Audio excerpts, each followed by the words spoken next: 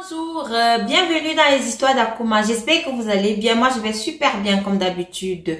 N'oubliez pas de partager, de liker et de vous abonner. Surtout, mettez le pouce en l'air parce que je sais que ça ne vous coûte absolument rien du tout. Alors, ici, nous apprenons à travers nos histoires que nous racontons les conseils de la vie courante. Aujourd'hui, on va parler de l'histoire de deux copines. Et écoutez bien cette histoire, parce que là, on a l'habitude de dire, les amis, oui, c'est ma copine, oui, c'est ma joujou, je la connais depuis des années, on a fait la maternelle ensemble et tout et tout. Alors, qu'est-ce qui se passe? C'est l'histoire d'Akuma et sa copine. Elles se connaissent depuis longtemps, elles se connaissent depuis la classe de la maternelle, elles étaient toujours ensemble. Elles ont vécu leur devoir ensemble. Mais alors, Akuma, sa vie ne dosait pas aussi comme la vie de sa copine. Tout ça ne dosait pas. Tout ne marchait pas. Bon, moi je ne dirais pas ça comme ça. Peut-être Akuma et sa copine voyaient que non, leur vie ne marchait pas. Pourquoi? Parce qu'elles n'étaient pas comme les autres filles. Parce que pour elles, les autres filles avaient tout. Les autres filles qu'elles voyaient sur le net et tout, et leurs camarades de classe aussi, elles étaient bien, elles avaient des belles chaussures, les beaux sacs, les beaux vêtements et tout. Akuma et sa copine alors se disaient que non. Pourquoi nous on est comme ça? Pourquoi nous on n'a pas? Pourquoi on n'est pas comme les autres? Et comme ça alors qu'un beau jour, la copine d'Akuma, elle vient donc voir Akuma. Elle dit à Akuma que tu sais quoi? Il faut que on aille quelque part. Akuma lui dit qu'on aille quelque part. Comment? Elle dit à Akuma que non, mais toi tu ne vois pas que notre vie ne marche pas. On est là, on veut même manger quelque chose et avec beaucoup de peine. On est même encore obligé d'aller voir nos parents pour qu'ils nous donnent quelque chose. Et tu sais aussi que nos parents n'ont pas assez.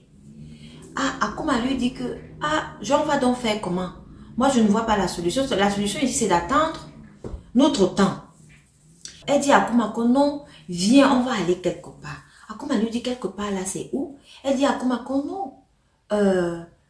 Je suis allée voir un marabout et tout. Akuma dit quoi? Donc toi tu es allé voir un marabout comme ça là, sans même me dire et tout. Tu as même déjà avancé, tu es allé voir et tout. Akuma lui dit qu'il n'y a pas de souci, on va donc partir. Elle dit à Akuma que comme c'est loin, demain matin à 6 h, je viens te chercher, comme ça on ira ensemble. C'est comme ça que la copine d'Akuma est donc venue. Elle a cherché Akuma. Elles sont parties. C'était tellement loin. Arrivées à un village, elles sont descendues du bus. Lorsqu'elles descendent comme ça, là, Akuma s'est dit que bon, voilà.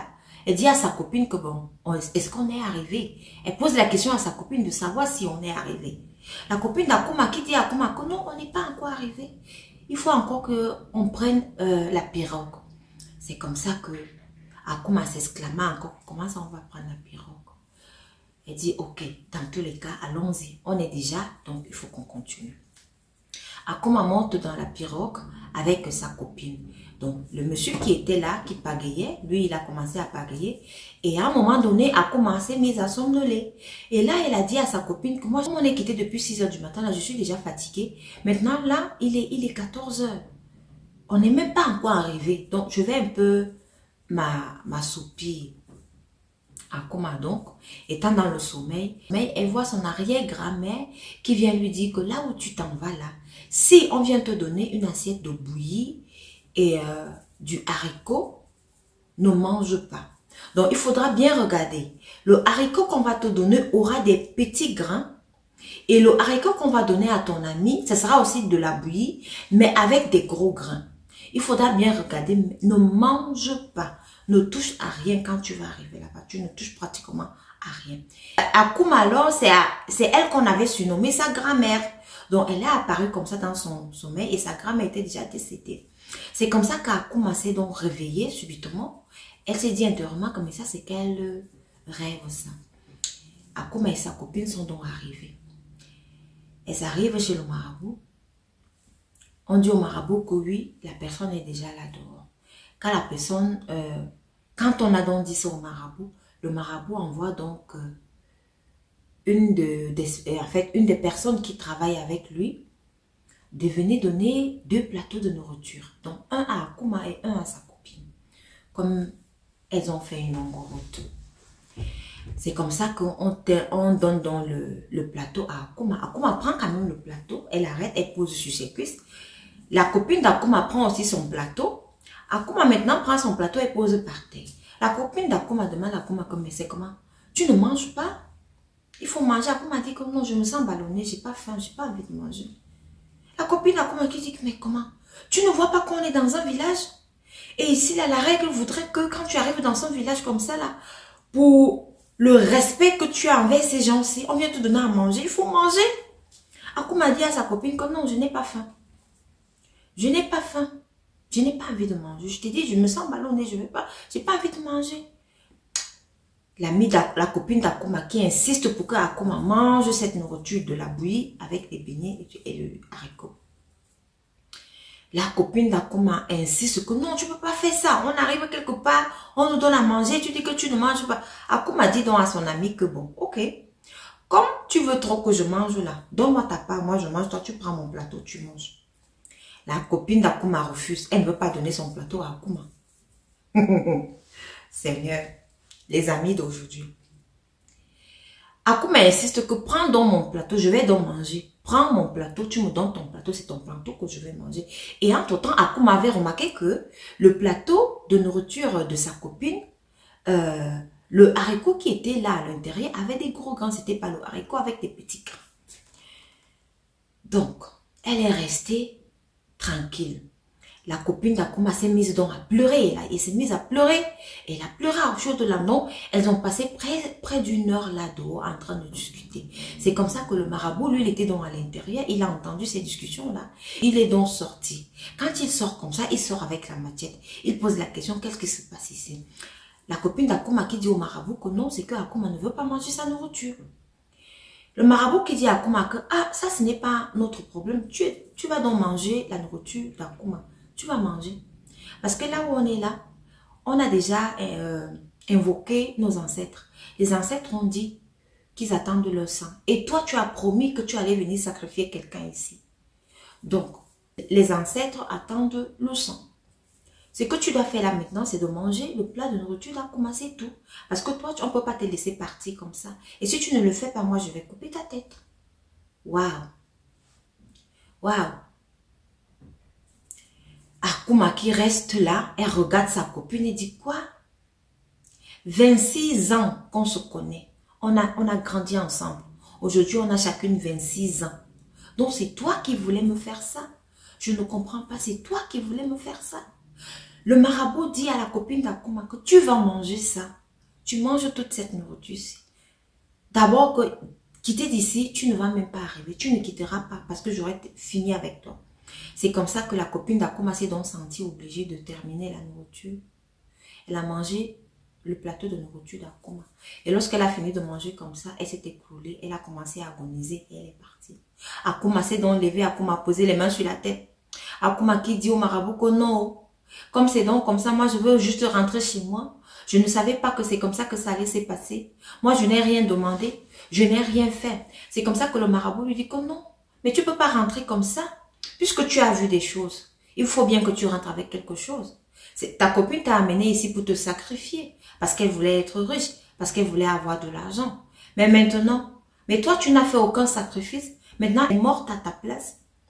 Et c'est toi maintenant qui dois prendre ce qu'elle est venue chercher ici.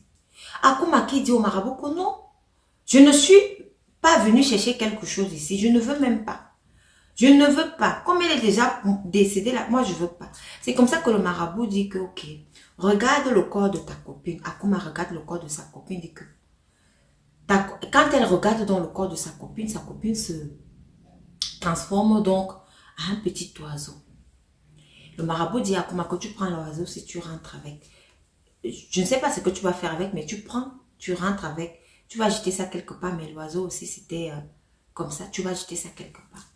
C'est comme ça qu'Akuma a donc pris ça. Et le marabout lui a dit que c'est ta chance.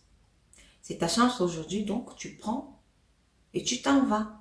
C'est tout. Parce que ta copine, elle a voulu te sacrifier. Et maintenant, c'est toi qui as pris toutes ces chances. Elle-même, elle est décidée, elle s'est sacrifiée pour toi. C'est comme ça qu'Akuma est donc rentrée. Quand Akuma rentre donc, elle appelle sa maman précipitamment et elle raconte donc cette histoire à sa maman. Et tout le temps, elle dit à sa maman que maman, je suis devenue riche. Je suis devenue riche sans le vouloir. Je ne le voulais pas, mais je suis devenue riche. Akuma aujourd'hui, elle se pose la question de savoir, est-ce que c'est Dieu qui l'a sauvée? Est-ce que c'est Dieu qui lui a donné toute la richesse qu'elle a aujourd'hui? Ou alors, c'est le diable? Parce que après des années, elle se pose toujours des questions. Akuma aujourd'hui, elle est hyper riche. Elle a des enfants qui sont riches. Et elle a les enfants de ses enfants aussi qui sont riches, puisque le marabout lui avait dit, jusqu'à la 7e génération, tu seras riche. Mais Akuma se pose une question. Est-ce que cela vient de Dieu ou alors que cela vient du diable? Mais jusqu'à aujourd'hui, Akuma a dit qu'elle n'a jamais vu quelqu'un venir devant elle, lui poser la question ou lui demander, il faut donner quelqu'un ou il faut faire quoi que ce soit pour avoir sa richesse. Non. Akuma, elle fait son commerce. Elle dit lorsqu'elle vend, le prix qu'elle donne, ses clients ne discutent pas. Elle vend tout. Si elle a apporté une marchandise aujourd'hui, le lendemain, la marchandise, elle est terminée. Donc, c'est comme ça qu'Akuma se fait son argent. Mais la question qui se pose, c'est de savoir, est-ce que ça vient de Dieu ou alors ça vient du diable? Aussi, faites très attention aux histoires de copines, aux histoires de Juju, aux histoires de c'est ma soeur d'une autre mère. On se connaît depuis longtemps. Mais la copine d'Akuma, elle voulait en découdre avec Akuma. Elle voulait finir avec Akuma. Ses intentions, c'était de donner à Akuma un sacrifice.